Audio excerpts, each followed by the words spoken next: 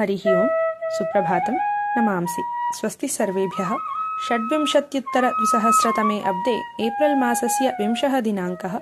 कलियुगाब्दः 28-100 श्रीपराभव नाम संवत्सरः। उत्तरायणं वसन्तऋतुः। वैशाखः मासः। सौरमानरीत्या मेषमासस्य 7मं दिनं। शुक्लपक्षः। तिथिः तृतीया, तदुपरि चतुर्थी। वासरः सोमवासरः।